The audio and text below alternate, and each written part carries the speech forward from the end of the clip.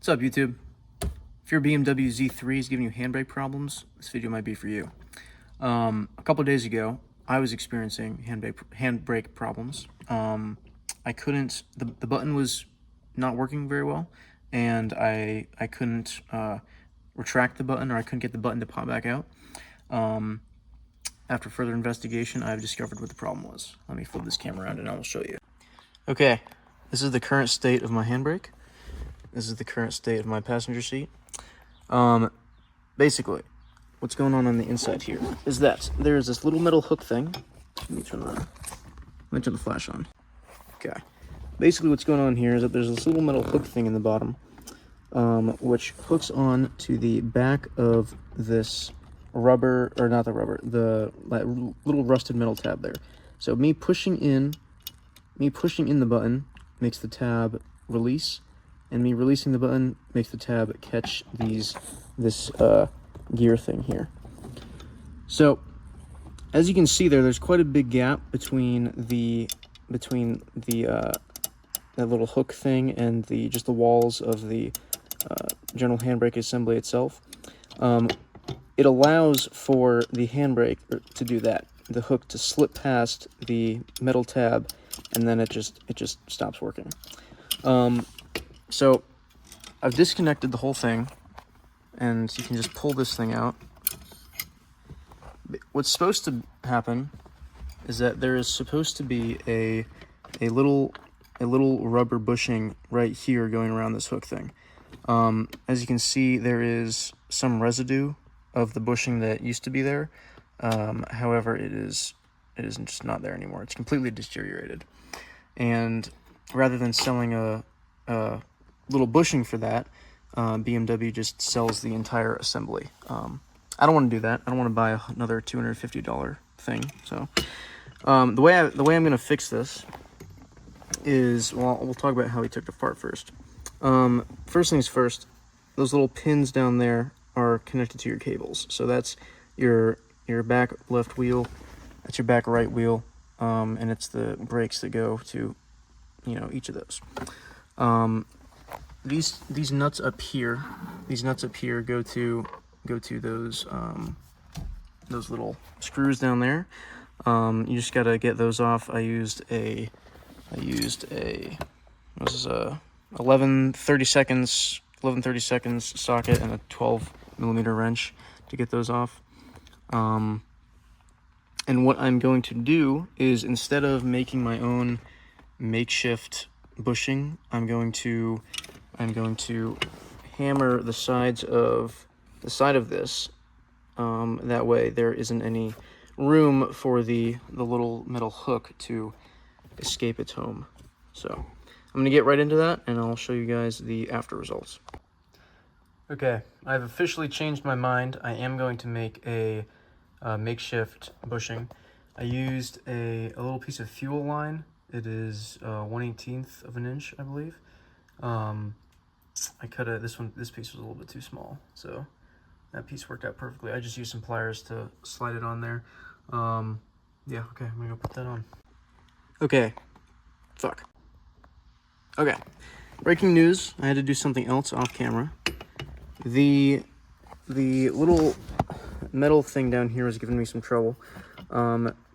If I kept it up like this, I would not be able to fit my fixed hook in there. So I had to bend this little catching thing right there, little flap. I had to bend that out to let the metal thing fall down, which then allows me an open position to put my new hook. So that is what I'm going to do right about now. I'm gonna throw this in here.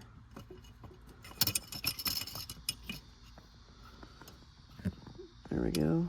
And that's the wrong way. Good.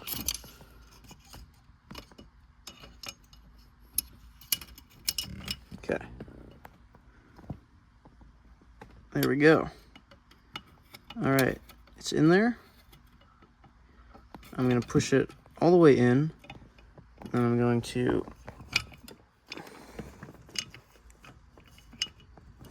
okay. It has caught the metal thing. And... oh. That's all you need. You just got to make your own bushing. Okay. We did it, folks. That should last for, hopefully a couple more 1,000 miles. I might make that bushing a little bit bigger, actually. We can see there's still a lot of room. Yeah, I don't see that lasting very long. I'm gonna take that bushing out. I'm gonna put like some duct tape or some heat shrink wrap around it or something like that. Okay, be right back. Okay, finally figured it out. So I used some thicker hose line. I have no idea what it's for, but it's thicker, it's rubber. I'm gonna take the blowtorch to it here in a second to let it shrink down. These are some test fits. It came off of this little piece of hose. It could be like a brake line or something, I don't really know. It doesn't smell like it. So yeah, I'm gonna go shrink this down a little bit, and then I'm gonna go put it back into the handbrake assembly. Okay, this is my contraption. Got it clamped down here, this thing. I'm gonna take the blowtorch to it here in a second.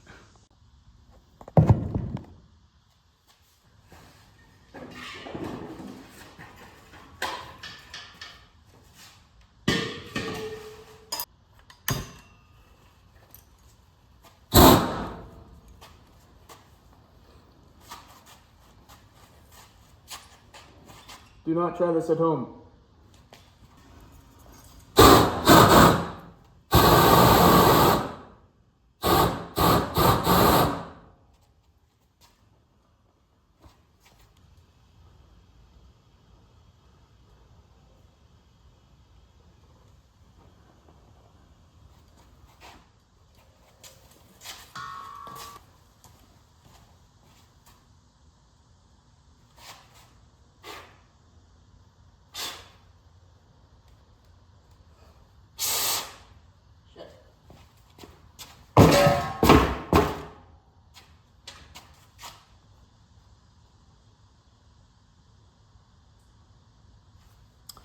That didn't do much. I have a strong feeling that this is not shrinkable. Yeah, it just popped right off. Okay. We're gonna find some real shrink wrap. We're gonna try this again. Be right back. Okay. I added shrink wrap to it. Only some tubing. I couldn't get it around the entire thing, so I'm just going to heat this up, and hopefully it should anchor the entire boot itself. So yeah, let's do this thing. No gloves this time. Minimal amount of heat.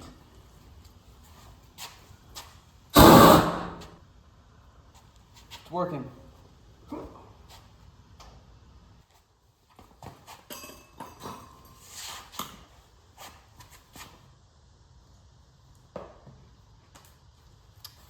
That concludes the Mad Scientist segment. Okay guys, just put the boot back in. It's feeling really good. Let me flip the camera around and you can listen to it. Okay, button is officially back in. Spring is working good. Alright, button's officially back in. It's working good. We can see this little metal piece is working as expected because on the inside, our boot is properly pushing and pulling that metal pin right there. So it's working tremendously. The reason why there's so little resistance is once again because this bolt connected to the brakes has no nut at the top of it to keep it from going back like that. Only thing left to do is I just gotta bend this little tab back. I gotta put these nuts back on, and then I can put the leather back on, and then that'll be it. So yeah, hope you guys enjoyed watching. If you have this similar problem, let me know in the comments, and if anything I did today helped you out. Yeah, hope we see you guys next time. Next time I'm working on these fucking blinkers that went out for no reason, so I'm gonna try and replace those. Could be a fuse or I don't know, some bullshit like that. Anyway, have a good night, guys. See ya.